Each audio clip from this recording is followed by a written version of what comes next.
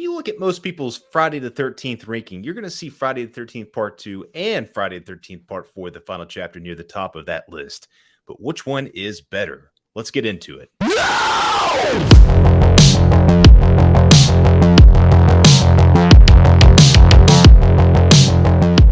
What's going on, guys and gals, and welcome back to Good Real Hunting. It's your boy Brad, the Brett Man's right over there. Welcome back to Slash It Out. We got a really epic episode today with Friday the 13th Part 2 versus Friday the 13th Part 4, the final chapter. These two movies are some of the favorites in the franchise, right up there with Part 6. This one's going to be a really good competition, my friend. I actually do not know how this is going to go, but let's freaking dive into it. And of course, before we dive into it, what do you all think about this particular Slash It Out? Are you in the favor of Friday the 13th Part 2? Or are you in the favor of Friday the 13th Part 4, the final chapter? Let us know in the comment section down below. And without further ado, Brad, let the matchup begin. Let's go take a look at the tail of the tape. Dude, I'm still amazed with these rotten scores, man. So I'm going to pretend those do not exist because that is absolute bullcrap, man. But man, but still, both movies made a hell of a lot of money, man. Yeah, they did. I mean, both of them, for the most part, low budget films. We're talking second and fourth movie of this franchise. Like you said, these Rotten Tomato scores are atrocious, man. 29% for Part 2, 24% for Part 4, 48 and 51 audience score. It's not much better. We talked about getting a category for these Slash It Outs for Rotten Tomatoes, and we said, no, fuck that. We don't need to give these guys any points. Hell no. They don't know what they're talking about. But yeah, overall, man, yeah, the movies had a great turnaround on their budgets. And Part 4 actually made more than Part 2. They're still growing at this point. That's just what's just, again, amazing. Like, if you kind of do like the conversions of these budget numbers and the box office numbers now, it's a hell of a lot of money, man. So that's why I'm excited for when the new Friday the 13th movie comes out, because people think I'm crazy. It will not catch up to Halloween 2018 on the box office numbers. But man, I can see it different, man. But you know what? That's for the future. Let's focus on the now with these two matchups. Well, first off, I want to hear your most memorable moment of these movies, man. Let's just get that out there. Let's dig into it. Of course, Friday the 13th Part 2 with my most memorable moment, it's definitely going to be Mark the wheelchair kill, man.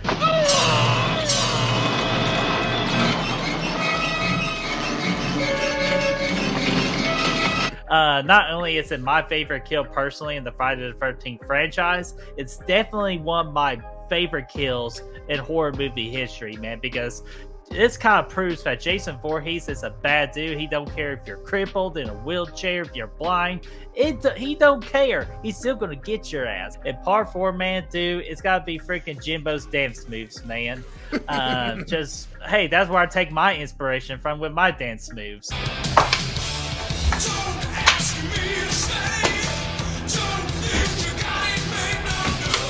But no, it's just a good, lighthearted scene just to get us to enjoy the characters more as they freaking party on before all hell breaks loose. Hey, Brad?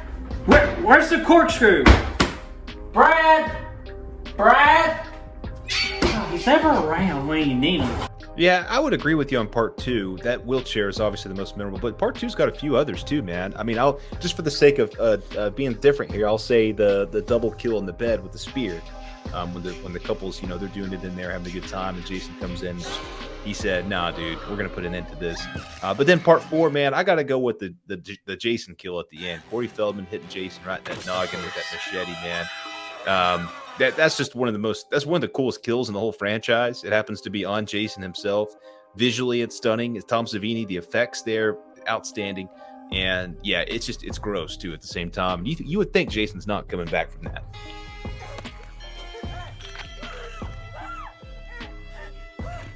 I'll tell you what, man. We always like to start with the story first, so let's get into that. These two movies, I mean, they're pretty simple with stories. When Part 2's got the camp counselors going to get the camp Crystal Lake up and running again, essentially after the events of the first movie, Jason returns from the lake and starts murking people. And then Part 4, probably even less of a story, I guess. Corey and his family are just hanging out. They live by the lake. They're having a good time. So more people come in next door to rent out the apartment next door, and Jason shows up and starts slaying people. Just for the sake that I've always really loved the camp setting, I'm going to go with part 2 on this one, actually, just because I think that, and that'll kind of go later too with another category. But I like the idea of the kids coming out, setting up this camp. This camp, it works really well for this kind of movie.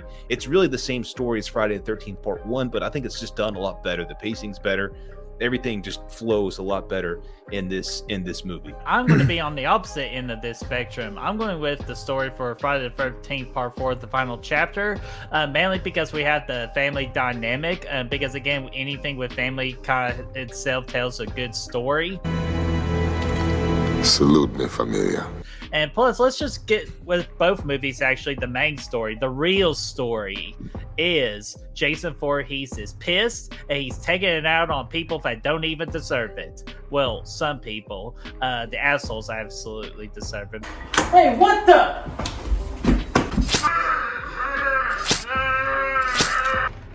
Man, but let's just take it what it is. It's all about Jason Voorhees just getting revenge after having a very bad day. A bad day. Yeah, he had a bad weekend, dude. Dude, absolutely. What's a more bad weekend, that or a weekend at Bernie's? That's a good question, man. They both were deader than shit for a few minutes at least. Oh, dude, absolutely, man. But no, with part 2, though, like, yeah, it's cool. Like, we get a great character. We'll get into characters later, man. But I feel like if we're going to get, like, invested into a story and what we care about, definitely going to take the Jarvis family, especially what they go through with Trish and Tommy. So, part 4 again with the story for me. Nice, man. Let's go ahead and talk about the setting real quick. Then we kind of talked about it briefly. You got the Packanack Lounge and everything around that, plus the Jarvis residence in part 4. Part 2 is the Packanack. So let's let you go first this time, man. What do you think about these two? Dude, man, I'm gonna be honest with you. I'm really just assigning this particular category based off the video game and nostalgia for what we play, and we always love to play at the Packanack for part 2, man. So definitely, I'm going to go with part 2 with this, just because to me it's more visually like better looking. And when you tell me, think of a house, Friday the 13th, that's the first one I think of all day, every day. I didn't have a problem with the part 4 house. It's just, to me, what's more recognizable is part 2 easily. Yeah, man, I would concur. I think the Packanack is one of the most known locations in the franchise. It is the best map, man, in the game for sure. When you think about the camp settings in all these movies, I think this one does it best. Like I said, it's a better version of part 1. It still has that summer camp feel to it. Even though there's no kids there, they still do a good job of really soaking in that setting and making you feel that camp life. And I like that quite a bit. And it also has the sack shack in here too, man. Jason's little shed out in the woods. So you got to appreciate it for that as well. Part 4, like I said, there's nothing wrong with it. It's definitely an improvement from 3, but it's just a house at a lake, and you kind of feel the lake presence there, but not as much as you do in 2. Yeah, and again, if you look at the picture, man, you can easily see that beautiful lake right behind the Packanack house. Yeah, you can, man, and yeah, I mean the part 4 also has that really shitty rope swing out there. That is not freaking safe. Like, it did not pass the safety test. All right, man. Let's talk about the characters here. Okay, that'll be the next thing up. I think both of these movies actually have decent characters. I think probably some of the more loaded, probably in the top 3 of the franchise as far as characters and the movie. Part 2 obviously has one of the best final girls in Ginny, and then Paul's decent. You got a couple other people in there that's fun and memorable, but part 4 is loaded, man. I mean, you got Ted, you got freaking Jimmy. That's just the 2 side guys. You also got Tommy Jarvis, Trish Jarvis. You got freaking Robin here. He's dying. He's getting killed. Somebody's killing him. He's not having a good time with the Garden Claw, but he's still a decent character, and he's memorable, and I like him for that. Even Tommy's mom is solid, man. It's just a really good group of characters that you're going to remember. Even some of the other smaller characters you're going to like. So yeah, I'm going to go with part 4 with this one, buddy. Twins, Brad. Twins, yeah. And the twins Nah, I'm just kidding. We're not going to go through that. But man, dude, you're absolutely right. For talk about like a core group of characters. Both of these movies are in the top 3 in this franchise, with the best core group of characters that you can really have a good time with. Part 2, definitely Genie is the standout when it comes to the term of characters. But I also like the kind of like the couple characters in Part 2 as well. And Paul, he was just okay for me. Like, I don't have a big problem with him, unlike I have a problem with Rob for Part 4. So let's go with Part 4. Rob, except for him, I love all the other characters, especially my girl crush of Sarah. I really want her to be the final girl in this movie, but I understand from the story perspective she couldn't. And of course, she had to get in the damn shower. That's what screwed her. Calls for an instant death, man. But definitely love the Jarvis family. Trish, definitely an underrated final girl in this franchise. And of course, we know the evolution of what Tommy Jarvis is going to do. So it's always good to see things from their beginning. So definitely for characters, I'm going with Part 4. There's a lot of good options here to talk about, but let's talk about the kills. I want to hear your thoughts. Dude, it's like you're freaking asking me about who my favorite child is, man. I don't even have children. Oh, dude, that's tough, man, because Friday the 13th Part 2 has my all-time favorite kill with Mark the wheelchair kill. You mentioned the spear kill. And Part 4, we have that nasty bone-crunchy shower scene. And of course, we have the badassery. That was the opening kill at the morgue, man. So, dude, I'll be honest with you. I wish I could do a tie because I feel like they're that even. But if I do have to pick one, and I know Brad's going to force me to pick one, I'm going to go with Friday the 13th Part 4, the final chapter, mainly because of the opening kills at the beginning, which technically, when they do kind of like a recap of all the other movies, they do include Mark the wheelchair kill in that opening in Part 4. So technically I can use it. Technically. But with the final kill with Jason Voorhees, man, you can like one of the most iconic kills in the entire franchise. So Part 4 for me. Yeah, how do you have this conundrum here where you have a movie that's got quite possibly the best kill in the whole franchise, that wheelchair kill, yet it's not even close in this category as a movie? Like the rest of the kills in that movie, they're all good. I mean, there's some good ones with, like I said earlier, the spear, the double impalement there with the spear was pretty epic.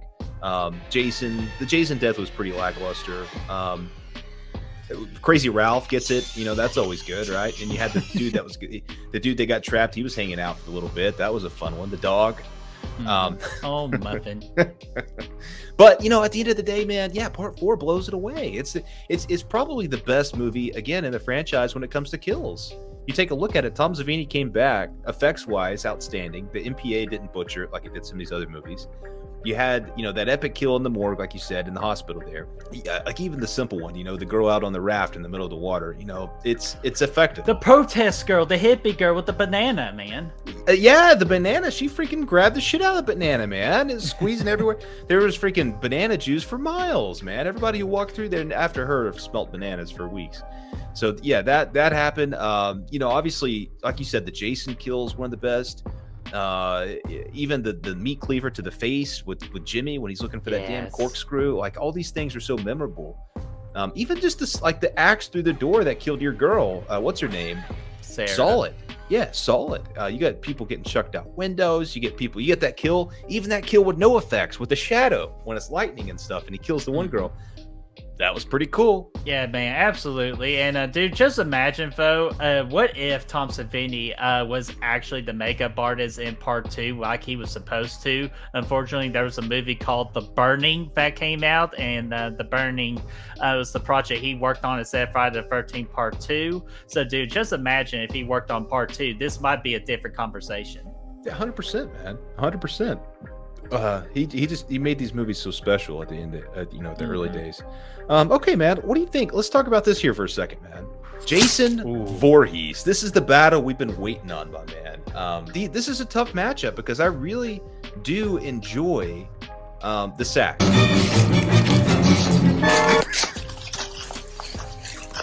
It's so underrated because everybody's always hating on it. Oh, it's not the hockey mask. Well, bullshit. it's still the sack, man. It's cool. It's different, and it always makes part 2 stand out against the rest of the movies because it's the one movie where Jason looks different. He runs around a lot in this movie. He's sprinting. He's a little bit goofy. He's a little bit clumsy. He's kind of like Ghostface in that regard, but he only has one damn eye hole. He can't see shit.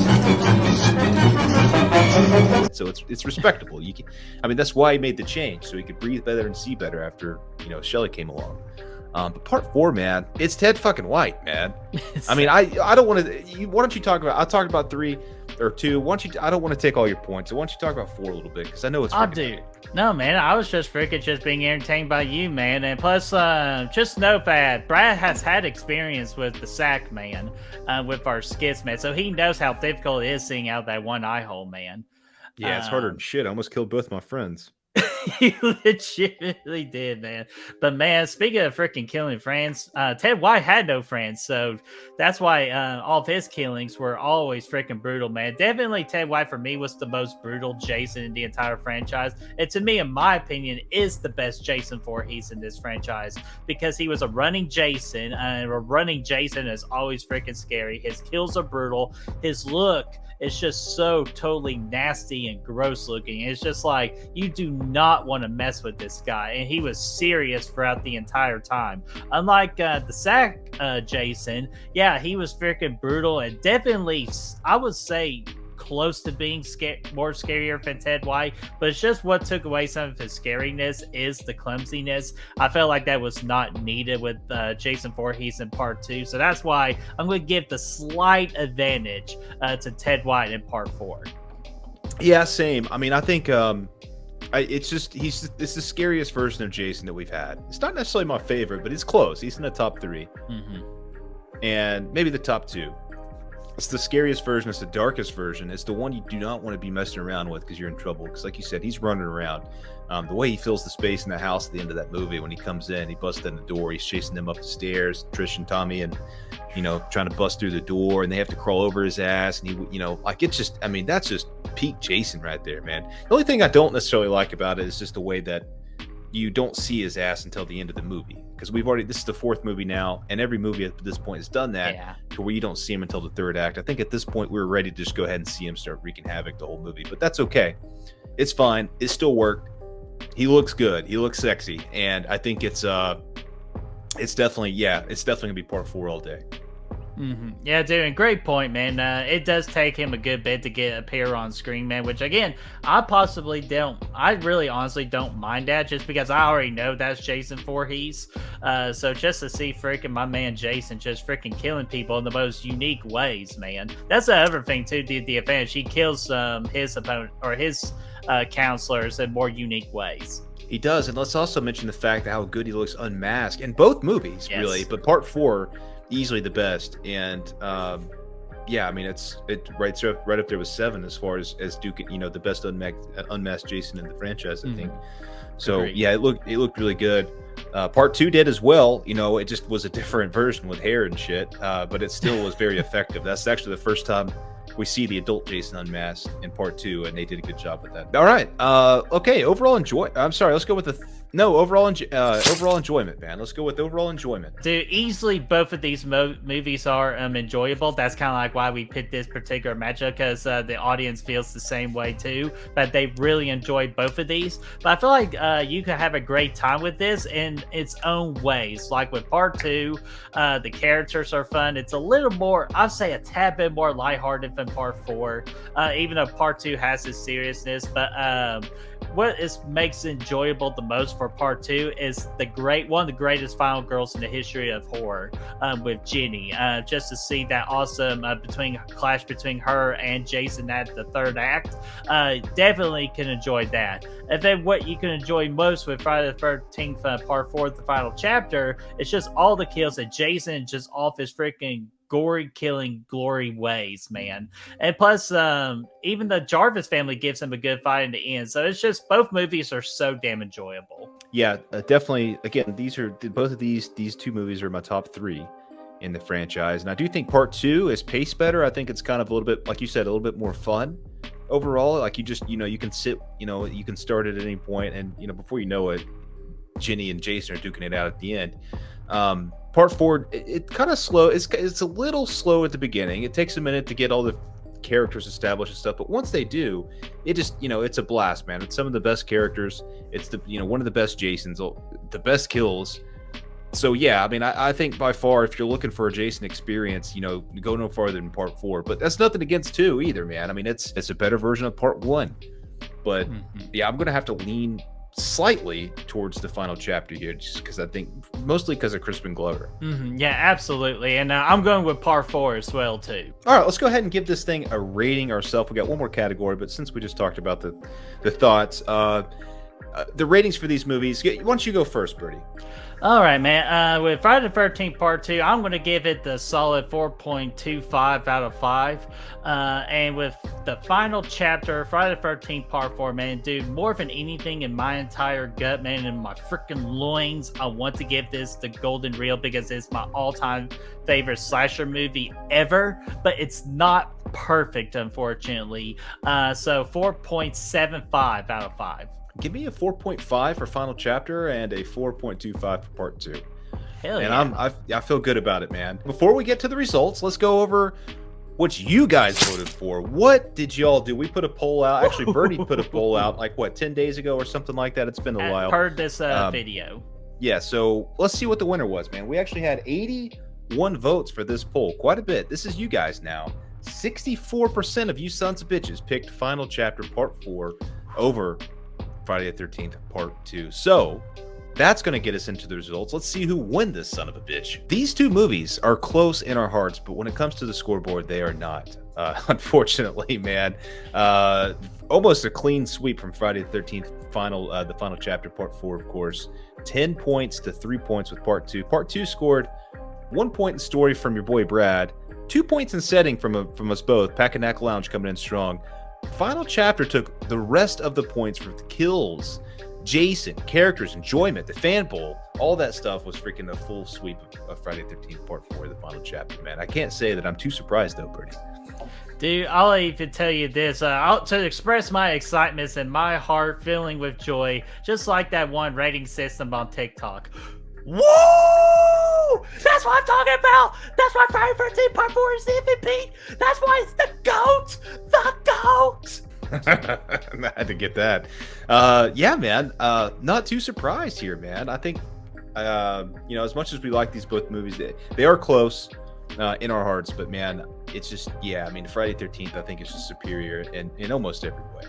Dude, and it's not a disrespect to Part 2, man, but Part 2, man, had to face a very tough, strong movie in this franchise, man. So I had a lot of fun with this freaking matchup, and as we're continuing our watch party series with Friday the 13th, you might never know, we might sneak in one more particular session between two movies within this franchise. So we would love to hear from you guys, and of course, we love to hear you guys. What did you all think about this matchup? Do you really feel like Friday the 13th Part 4, the final chapter, is the winner, or are you disagreeing with us and the fan poll that Friday the 13th Part 2 is the true winner? Let us know in that comment section down below, and let's get that discussion rolling.